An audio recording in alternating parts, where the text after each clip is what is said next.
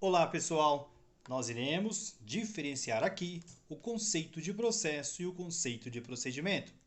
Começando pela análise de conceito do processo, nós temos que conhecer o conceito fornecido pelo professor Cândido Rangel Dinamarco, que é sem sombra de dúvida um dos maiores processualistas contemporâneos. A doutrina de Cândido nos apresenta a seguinte distinção: o processo é o instrumento por meio do qual o Estado exerce a jurisdição. O autor exerce o direito de ação e o réu exerce o direito de defesa. Portanto, a partir deste conceito da doutrina de Rangel, podemos entender que o processo é um instrumento jurídico. Ele é uma ferramenta e é formado por uma sequência de encadeamentos dos atos.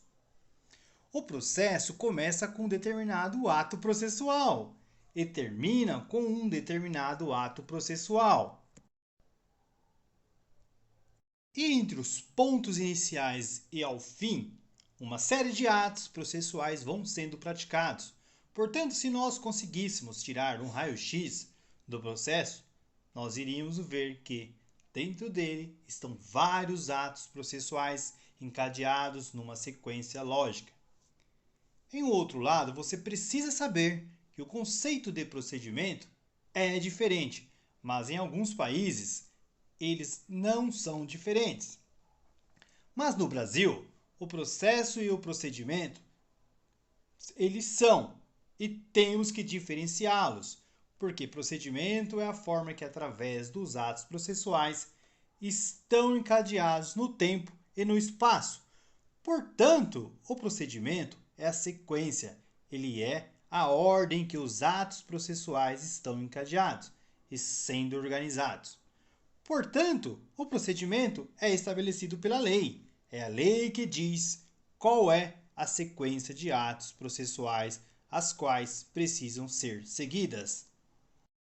Agora você consegue perceber, então, que embora sejam conceitos diferentes, processo e procedimento estão umbilicalmente ligados. Porque se o processo é o instrumento formado pela sequência de atos processuais, o procedimento é essa sequência, é a ordem dos atos processuais no tempo e no espaço. Atenção, não podemos confundir esses conceitos que a própria Constituição Federal os distingue.